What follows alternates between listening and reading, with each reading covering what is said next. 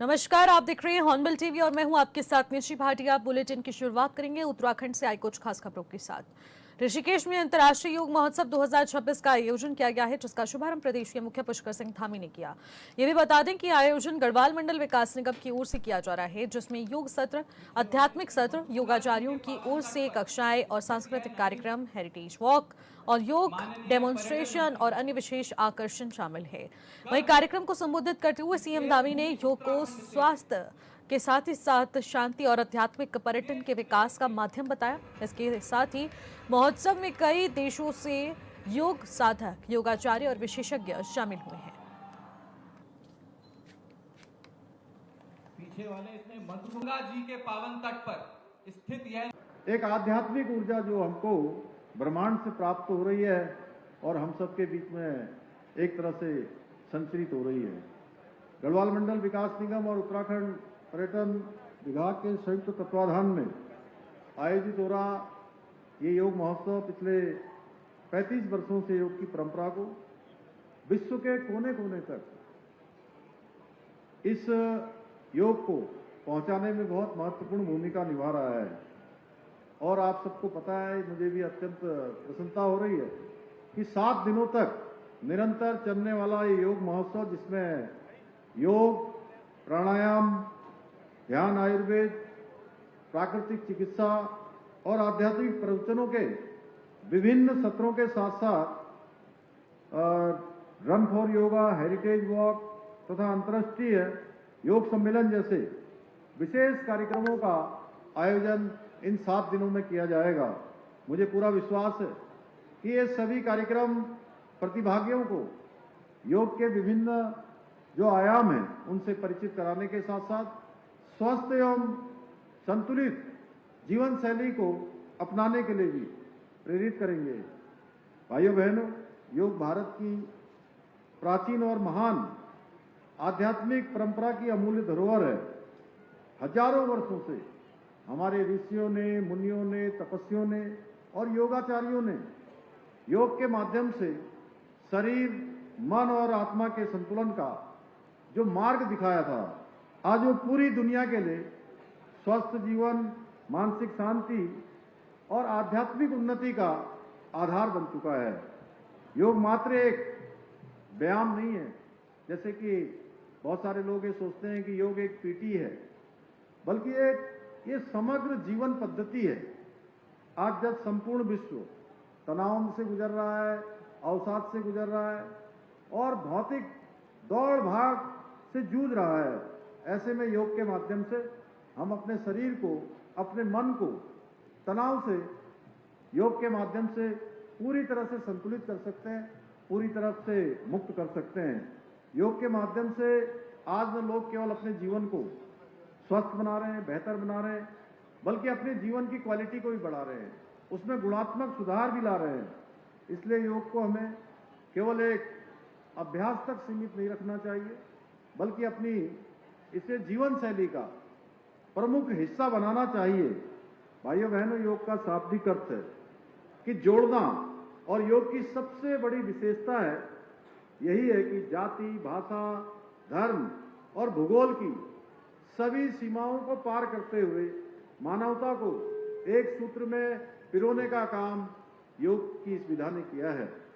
आज योग केवल भारतवर्ष में ही नहीं, बल्कि एक आज वैश्विक आंदोलन बन चुका है, जो पूरी दुनिया को शांति, संतुलन और सकारात्मक ऊर्जा की दिशा में बढ़ा चुका है। आज के इस अवसर पर मैं विशेष रूप से अपने युवा साथियों से ये कहना चाहूंगा कि योग का अपने जीवन का, अपने दैनिक जीवन का अनिवार्य हिस्सा बनाएं और रोज योग को अपने जीवन में अपनाएं।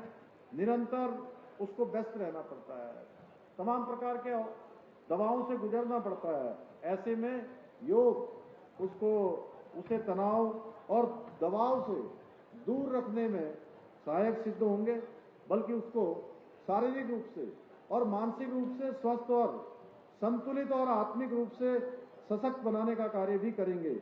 मुझे विश्वास है कि यदि हमारे युवा योग को अपने जीवन का हिस्सा बनाएंगे तो वो स्वयं स्वस्थ और सफल जीवन जीने के साथ साथ एक सशक्त और सकारात्मक समाज के निर्माण में भी बहुत महत्वपूर्ण भूमिका निभाएंगे। योग के इस महत्व को देखते हुए आदरणीय प्रधानमंत्री श्री नरेंद्र मोदी जी ने वर्ष 2014 में संपूर्ण विश्व के कल्याण के लिए 21 जून को अंतर्राष्ट्रीय योग दिवस के रूप में मनाने का प्रस्ताव संयुक्त राष्ट्र संघ में रखा था।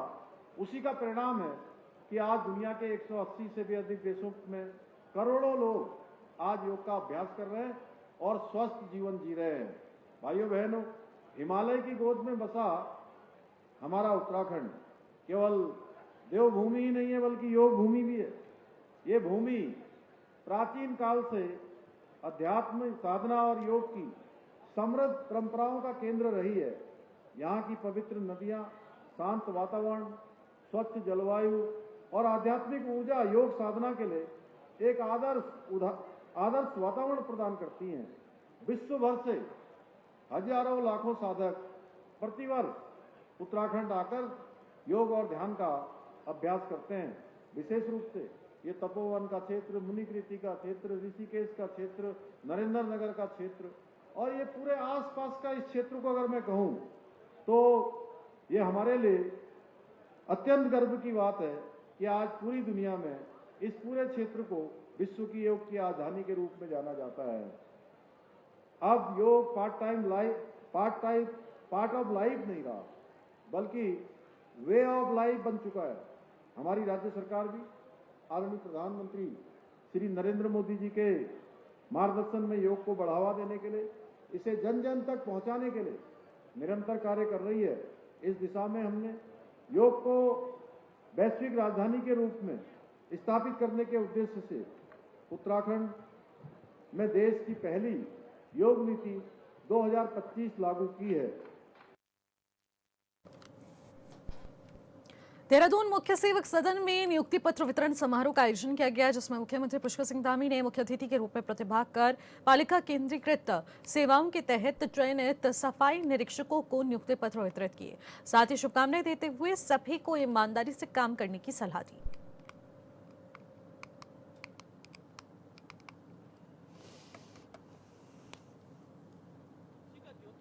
हमारे शहरी विकास विभाग का जो मुख्य कार्य बटन दबा करके इस का कैंची धाम में इतनी बड़ी व्यवस्था करनी पड़ती है कि आगे जाने वाले लोगों को जो है अब बाईपास उनके लिए बनाना पड़ रहा है, हमको रास्ता बंद हो जाता है। तो बड़ी संख्या लोगों की आती है और 2027 में हमारा कुंभ मेले का आयोजन भी होना है। चारधाम यात्रा भी हमारी प्रारंभ होने वाली है। ऐसे अवसरों पर शहरों और तीर्थ स्थलों की स्वच्छता और उसकी व्यवस्थाओं को सुचारू रूप से बनाए रखना अत्यंत आवश्यक है और इसमें हमारे निकायों की भूमिका अत्यंत महत्वपूर्ण है। मुझे पूरा विश्वास है कि आप अपने कर्तव्यों का पूरे तरीके से निर्वहन करेंगे। हमारी सरकार शहरों को आधुनिक और सुरक्षित बनाने के लिए कई महत्वपूर्ण कदम भी उठा रही है। स्वच्छ भारत मिशन के अंतर्गत ठोस कचरा प्रबंधन, सफाई व्यवस्था को सुदृढ़ किया जा रहा है। वहीं स्मार्ट सिटी मिशन, प्रधानमंत्री स्वनिधि योजना, प्रधानमंत्री आवास योजना, अमृत मिशन, खुले में शौच मुक्त अभियान, लेगेसी वेस्ट प्रबंधन जैसी विभिन्न योजनाओं के माध्यम से नागरिकों को बेहतर सुविधाएं उपलब्ध कराने का प्रयास किया जा रहा है। इसके अलावा शहरी क्षेत्रों में सुलभ स्वास्थ्य सेवाएं उपलब्ध कराने के लिए भी अर्बन हेल्थ एवं वेलनेस सेंटर भी स्थापित किए गए हैं। इतना ही नहीं, जो निराक्षित गौवंश है उनके संरक्षण के लिए आशय योजना तथा शहरों में श्वानों की बढ़ती संख्या को नियंत्रित करने के लिए एनिमल बर्थ कंट्रोल योजना भी संचालित की जा रही है। कचरा प्रबंधन के लिए आधुनिक मैकेनाइज्ड ट्रांसफर स्टेशन का निर्माण किया गया है और कूड़ा वाहनों की निगरानी के लिए integrated command and control centre स्थापित किया गया है। साथ ही जल संरक्षण के लिए शहरों में रिचार्ज फिट स्थापित किए गए हैं तथा नदियों के पुनर्जीवन के लिए रिन्यू रिस्पना अभियान भी संचालित किया जा रहा है। इसके अलावा पर्यावरण संरक्षण को बढ़ावा देने के लिए शहरों में 30 इलेक्ट्रिक बसों का संचालन किया जा रहा है। 11 स्थानों पर ईवी चार्जिंग स्टेशन भी स्थापित किए गए हैं। स्वच्छता और पर्यावरण के क्षेत्र में उत्कृष्ट काम करने वाले पर्यावरण मित्रों को स्वच्छता सेनानी सम्मान के रूप में भी प्रोत्साहित किया जा रहा है, जिससे कि वो और अच्छा काम करें, उनसे प्रेरित होकर इस क्षेत्र में और लोग भी योगदान दें। इसके साथ ही शहर में ट्रैफिक पार्किंग की समस्या के स्थायी समाधान के लिए भी भूमिगत पार्किंग निर्माण कार्य भी कराए जा रहे हैं। नगर निकायों में स्मार्ट स्ट्रीट लाइट प्रणाली भी लागू की जा रही है। यह हमारे लिए बहुत प्रसन्नता का विषय है कि नेशनल क्लीन एयर प्रोग्राम के अंतर्गत स्वच्छ वायु सर्वेक्षण में देहरादून ने 19वां स्थान प्राप्त किया है। वहीं राष्ट्रीय स्वच्छता रैंकिंग में भी इस वर्ष हमको 62वां स्थान हासिल हुआ है। पर ये बहुत सेटिस्फैक्ट्री नहीं है, मैं ऐसा मानता हूं। अभी हमको और प्रयास करना है और हमको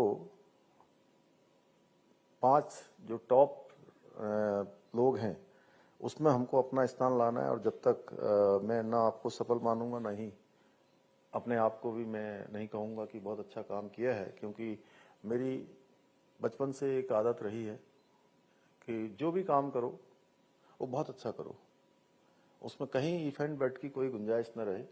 जितना हो सकता है उसको अच्छे से अच्छा करना है। तो इस क्षेत्र में भी हमको और अच्छा करके दिखाना है। भाइयों बहनों, आज नियुक्ति प्राप्त करने वाले जिनको नियुक्ति पत्र मिल रहा है, मैं आप सभी से विशेष रूप से कहना चाहूँगा कि आपको ये केवल एक नौकरी नहीं मिली है, बल्कि जनसेवा का एक महत्वपूर्ण अवसर मिला है। अपने इस जीवन को भी सफल और सार्थक करने का एक बहुत बड़ा अवसर मिला है। और सफलता मिलना एक अलग विषय है, और अपने को ये मानना कि मैंने जो काम मुझे मिला था वो काम मैंने पूरे मनोयोग से किया है। उसमें कभी ये नहीं रहना चाहिए कि मैं शुरुआत मैंने यहाँ करी और शुरुआत के दिनों से ही मैंने और अच्छा काम किया होता तो जो पिछले 15 साल मेरे चले गए वो और अच्छे हो जाते। तो इसलिए मैं आपसे कहूँगा कि पहले दिन से अपने नियम बना लीजिए, अपने काम करने का एक समय निर्धारित कर लीजिए, अपनी जीवनचर्या निर्धारित कर लीजिए। हमारा कार्य व्यवहार कैसा होगा, हमारी कार्य संस्कृति कैसी होगी। अब ये आपको जो डायरेक्टरेट से जो डायरेक्शन मिलेंगे वो अलग हैं, लेकिन आपको स्वयं के लिए अपने भी नियम बनाने होंगे, स्वयं का अनुशासन बनाना होगा। स्वयं का नियम, संयम, अनुशासन ये बनाकर अगर हम काम करेंगे तो मुझे लगता है कि हमारा जीवन सफल भी होगा और सार्थक भी होगा। आप सबको याद होगा, एक समय था हमारे प्रदेश के अंदर सभी छात्रों के मन में, युवाओं के, नौजवानों के मन में बड़ी परीक्षाओं को लेकर शंका होती थी, लेकिन हमने एक संकल्प लेकर इस व्यवस्था को सुधारने का संकल्प लिया। और आज मैं आप सबसे कह सकता हूं कि सख्त नकल विरोधी कानून लागू किया और लगभग 30,000 नियुक्तियां बिना नकल के आज तक संपन्न हो चुकी हैं। और आने वाले समय जितने भी अब आंकड़े आते रहते हैं अखबारों में कि इतने हैं इतने हैं, हम कह रहे हैं जितने भी हैं उन सभी पदों पर, एक एक पद पर हम नियुक्ति की प्रक्रिया जब तक पूरा नहीं करेंगे तब तक ये हमारा अभियान निरंतर चलता रहेगा। मेरे युवा साथियों, मुझे पूरा विश्वास है कि आप सभी अपने कार्यों के माध्यम से उत्तराखंड को स्वच्छ, सुंदर और श्रेष्ठ बनाने में अपना महत्वपूर्ण योगदान निभाते हुए उत्तराखंड को देश का श्रेष्ठ राज्य बनाने का जो हमारा विकल्प रहित संकल्प है उसको सिद्धि तक पहुंचाने में हमारे साथ कंधे से कंधा मिलाकर अपना योगदान देंगे। इसी विश्वास के साथ मैं आप सभी को नियुक्ति पत्र प्राप्त होने पर अपनी ओर से हार्दिक बधाई देता हूं और आपके उज्जवल भविष्य की कामना करता हूं। अपनी बात समाप्त करता हूं। धन्यवाद। मुख्यमंत्री पुष्कर सिंह धामी ने भारत के प्रथम chief of defence staff Padma Vibhushan से अलंकृत और उत्तराखंड के गौरव जनरल बिपिन रावत की जयंती पर उनके चित्र पर श्रद्धा सुमन अर्पित किए। इस दौरान मुख्यमंत्री ने कहा कि मां भारती की सेवा में अपना संपूर्ण जीवन समर्पित करने वाले जनरल बिपिन रावत अदम्य साहस, कर्तव्य निष्ठा और राष्ट्रभक्ति के प्रतीक है। राष्ट्र की सुरक्षा और सेवा के प्रति जनरल बिपिन रावत का समर्पण हम सभी को सदैव प्रेरणा स्रोत करता रहेगा।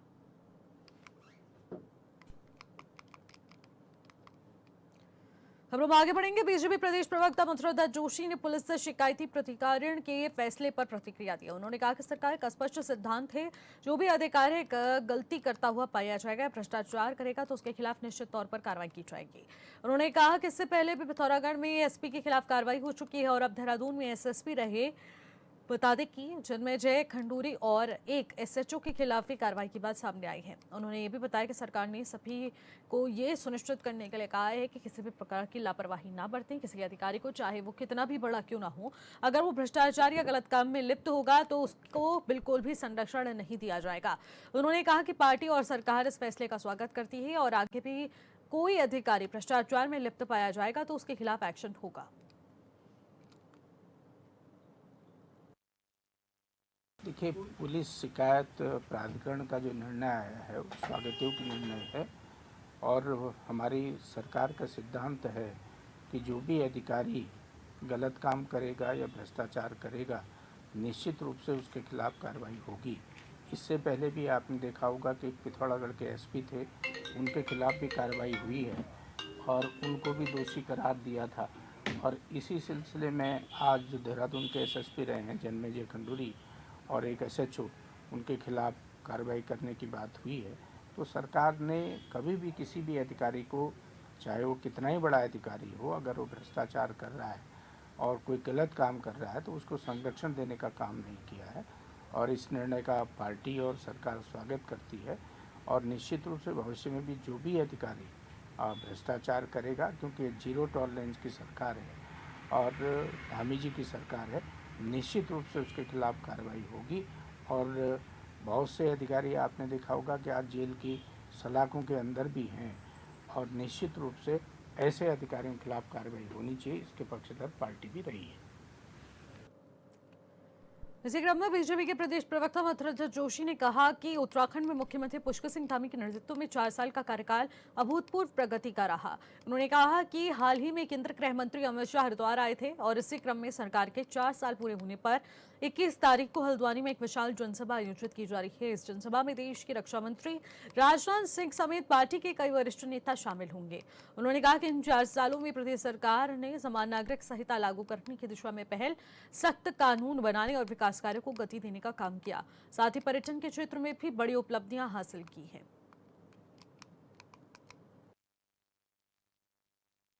देखिए, 4 साल बेमिसाल अभूतपूर्व प्रगति इस 4 साल में उत्तराखंड की हुई है। आदरणीय यशस्वी मुख्यमंत्री आदरणीय धामी जी के नेतृत्व में, और विगत 7 तारीख को आपको याद होगा कि केंद्रीय गृह मंत्री हरिद्वार में आए थे और उसी परिप्रेक्ष्य में फिर 4 साल की उपलब्धियों को लेकर 21 तारीख को हल्द्वानी में एक विशाल जनसभा आयोजित की गई है, जिसमें केंद्रीय रक्षा मंत्री और भारतीय जनता पार्टी के वरिष्ठ नेता उसमें सम्मिलित होंगे। और 4 साल में सरकार ने तमाम उपलब्धियां की हैं, चाहे यूसीसी लागू करने की बात है, नकल विरोधी कानून बनाने की बात है, दंगा रोधी कानून बनाने की बात है, चाहे कई आर्थिक क्षेत्र में प्रगति करने की बात है, पर्यटन के क्षेत्र में बड़ी उपलब्धि की है, केदारनाथ के लिए आपका रोपवे का निर्माण की बात है, हेमकुंड साहिब के लिए रोपवे की निर्माण की बात है, और नैनीताल के लिए हल्द्वानी से लेकर नैनीताल तक का रोपवे है, और देहरादून से मसूरी के लिए भी यातायात के दबाव को देख के रोपवे का निर्माण है। सड़कों का जाल बिछाने का काम किया गया है। विद्युत आपूर्ति में अभूतपूर्व वृद्धि हुई है। नए 2 जमरानी बांध और सौंग बांध का निर्माण इस प्रदेश में हो रहा है। तो सरकार की तमाम उपलब्धियां हैं। खबरों में आगे बढ़ेंगे। कृषि उत्पादन मंडी समिति निरंजनपुर के सचिव अजय टबराल ने कहा कि मंडियों को डिजिटल बनाने की दिशा में ई नाम योजना के तहत काम किया जा रहा है। उन्होंने बताया कि अब किसान मोबाइल ऐप के जरिए घर बैठकर ही ऋषिकेश, विकासनगर, चक्राता सहित अलग अलग मंडियों के भाव देख सकते हैं और जहां उन्हें अपनी उपज का बेहतर दाम मिलेगा वहीं बेचने का फैसला ये कर सकते हैं। आगे उन्होंने कहा कि मंडी में आईटी कॉर्नर भी बनाया जाएगा, जहां पर रोजाना मंडियों के भाव प्रदर्शित किए जाते हैं। साथ ही ई नाम नेटवर्क और उत्तराखंड मंडी बोर्ड की वेबसाइट पर भी प्रतिदिन भाव अपडेट किए जाएंगे। मंडी के लिए हमारी ई नाम परियोजना है जैसा कि अभी आप देख रहे थे कि हमारा 2.2 वर्जन जो डिस्कस कर रहा था मैं 0.2 वर्जन भी हमारा आ गया है। अब किसान निश्चित तौर पे मंडी में ना आकर अपने मोबाइल ऐप भी हमारा लॉन्च हो गया है, उस पर भी कार्य चल रहा है। हमारे मोबाइल ऐप के माध्यम से ही किसान को घर बैठे ही मंडी, निजनपुर मंडी के भाव, ऋषिकेश मंडी के भाव, विकासनगर मंडी के भाव, चक्रौता मंडी के भाव पता चल जाएंगे और निश्चित तौर पे उसको जहां अच्छे दाम लगेंगे वहां अपने कृषि उत्पाद को बेचने के लिए वो ले जाएगा। इसके लिए हमारी ऑनलाइन, उसके लिए हमारा सामने देखेंगे टिकर बोर्ड भी लग रहा है जिसमें कि हमारे दैनिक भाव प्रदर्शित किए जाते हैं कि आज देहरादून मंडी में क्या भाव है, ऋषिकेश मंडी में क्या भाव है, विकासनगर, ये अन्य प्रदेश के बाहर अन्य 20 मंडियों का हमारा जो है एगमार नेट में जो है ये अपलोड होता है। साथ ही हमारी UKMB की जो ORG की जो वेबसाइट है उसमें भी हमारे डेली के भाव अपलोडेड रहते हैं। देहरादून में सरोला गढ़वाली ब्राह्मण समाज का भव्य मिलन समारोह आयोजन हुआ। बता दें कि 1904 में रुद्रप्रयाग के बाद 121 सालों में ये दूसरा ऐसा बड़ा आयोजन था जो मिलन वेटिंग पॉइंट बालावाला में हुआ, जिसमें गढ़वाल के विभिन्न जिलों से लगभग 400 सरोला ब्राह्मणों ने भाग लिया। सम्मेलन में 1400 वर्ष पुरानी पौराणिक परंपरा जैसे मंदिरों, धार्मिक उत्सवों और साथ ही साथ पितृ कार्य, विवाह आदि में शुद्ध भोजन पकाने, परोसने की भूमिका को बचाने, चुनौतियों से निपटने और अधिकारों के मुद्दों पर चर्चा हुई। समाज ने संकल्प लिया कि कमजोर पड़ती इस बता दें कि जनजाति पहचान को बनाए रखने के लिए प्रयासरत रहेंगे और आवश्यकता पड़ने पर आंदोलन भी करेंगे। ये परंपरा पमार और राजवंश के राजाओं से चली आ रही है और बता दें कि जिन्होंने सरोला ब्राह्मणों को सरोला रसोइये के रूप में नियुक्त किया है। ये भी बता दें कि आधुनिक कैटरिंग के कारण धीरे धीरे ये काम कम हो रहा है और लेकिन पहाड़ों में अभी भी ये कार्य प्रचलित है।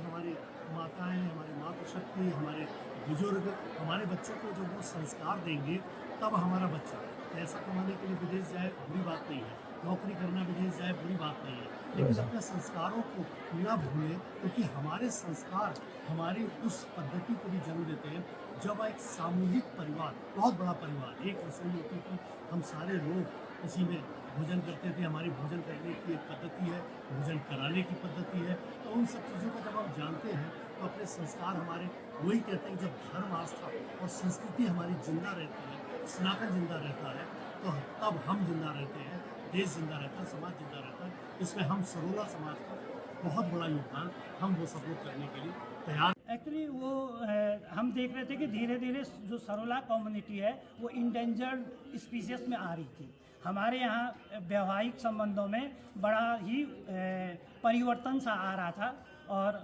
हम लोगों ने सोचा है कि इस परिवर्तन को कैसे हम सारगर्भित और जीवित रख सकें, इसमें हमारा एक छोटा सा प्रयास है। हम उम्मीद करते हैं कि हमारा प्रयास सार्थक और सफल होगा। भात या अन्य जो भी भोजन है इसको बनाने की परंपरा बनाई गई है और यह परंपरा हम सोचते हैं कि बनी रहे।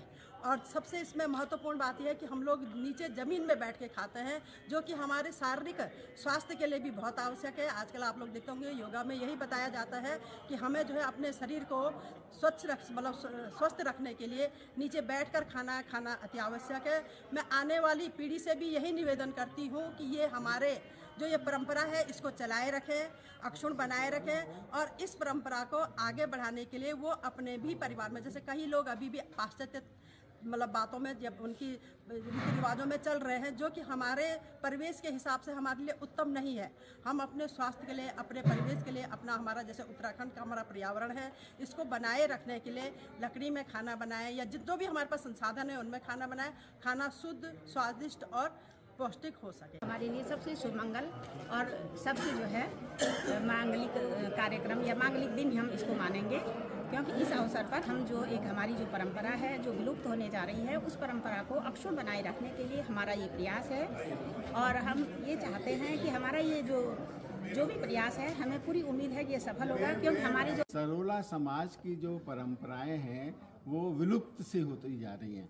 तो ये नैतिक हमारी जिम्मेदारी है, हम उनके वंशज हैं, हमारे पूर्वजों के, जिन्होंने ये परंपराएं चलाई थी, राजवंश से चली आ रही है। उन लोगों ने ऐसे पुरोहितों को ढूंढा जो जैसे बताया गया अभी हमारे पूर्व वक्ताओं ने कि उनके हाथ का भोजन हाइजेनिक होता है, शुद्ध होता है, अच्छा होता है, भगवान को भोग लगाया जाता है। और राजघरानों में महाराज लोग जिस तरीके से भोजन बनाया करते थे, तो सरोला ब्राह्मणों को चुना गया और वो सरोला ब्राह्मण निरंतर इस प्रक्रिया को चलाते रहे। फिलहाल इन खबरों में इतना ही। आप देखते रहिए हॉर्नबिल टीवी। नमस्कार।